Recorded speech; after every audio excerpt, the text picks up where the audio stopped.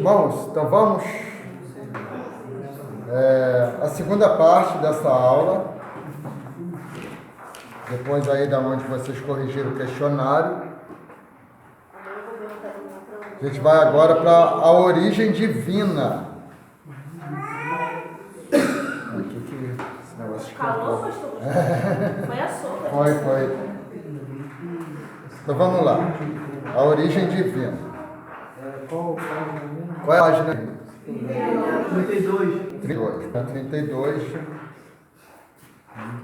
Não obstante as excelências estilísticas do poema, atentemos para o fato de que não estamos diante apenas de uma obra-prima da literatura universal, mas de um livro originado no coração do próprio Deus. Vejamos porque Jó é de procedência divina. Aí a gente vai ver. Jó é de origem divina por causa de seu singular enlevo espiritual, né? Onde que há um encanto espiritual aí de beleza, né? Quando a gente vê a história de Jó. Aí a gente vai continuar aqui a leitura para a gente ter uma compreensão melhor disso aí. Sentimos ser o livro de Jó de origem divina não somente por causa de sua antiguidade, mas principalmente em virtude da edificação que proporciona aos seus leitores. Quem suportaria ler Homero, Hesíodo, Virgílio e Camões, né? Todos esses nomes citados aí eram poetas, os três primeiros eram poetas gregos, tá? E Camões era um poeta português.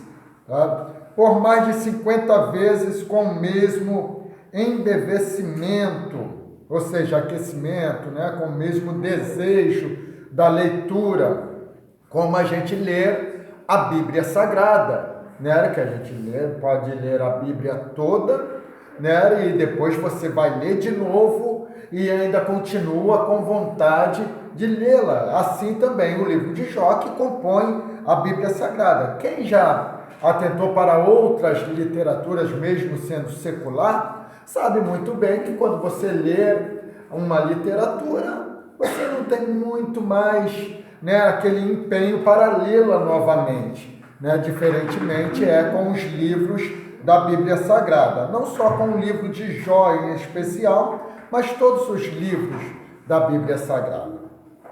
Então vamos lá. No entanto, o livro de Jó oferece-nos a cada manhã um singular enlevo espiritual. Atentemos para a afirmação de Carlyle. Eu classifico esse livro como uma das maiores obras já escritas com a pena. Dá a impressão de que não é hebreu. Nele reina uma universalidade tão grandiosa, bem diferente de um ignóbil patriotismo ou sectarismo, né? O sectarismo é espírito de seita, partidarismo, né?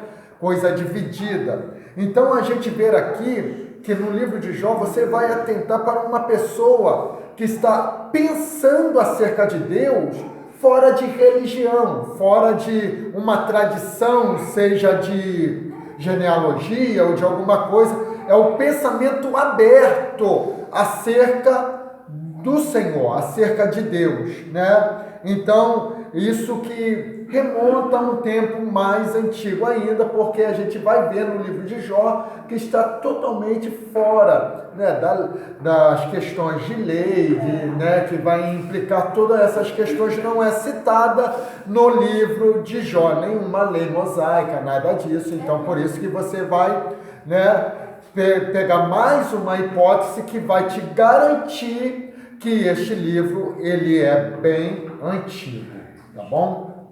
Então vamos lá.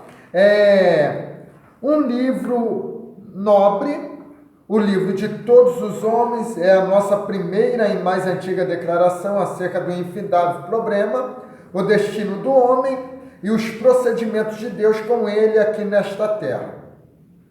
E tudo é feito em síntese tão livre e tão fluente, é tão grandioso em sua sinceridade e simplicidade, sublime tristeza, sublime reconciliação, a mais antiga melodia coral como que entoada pelo coração da humanidade.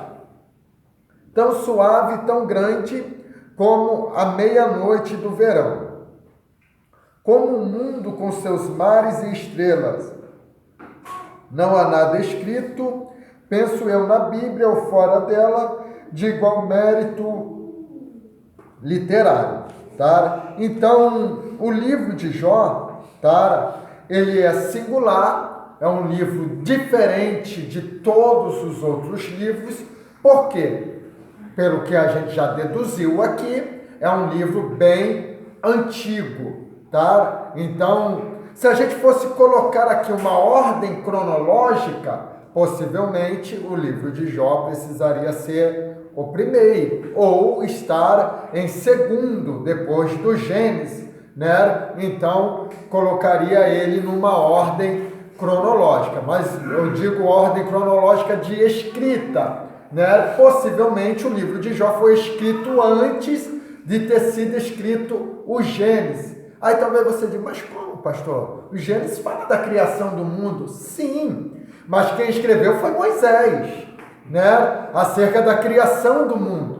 Ué, mas como? Moisés não estava na criação do mundo, e como ele escreve acerca de Adão, acerca da criação do mundo, né? Então é outro fato que a gente também vai estudar aqui, a gente vai aprender aqui quando a gente estiver estudando os livros históricos, tá? Então a gente, históricos não, o Pentateuco, perdão, quando a gente estiver estudando o Pentateuco, que se não me falha a memória, vai ser o último livro de vocês, o Pentateuco. Né? Então, quando estiver estudando ele, a gente vai ver exatamente por que Moisés foi o autor de Gênesis, né?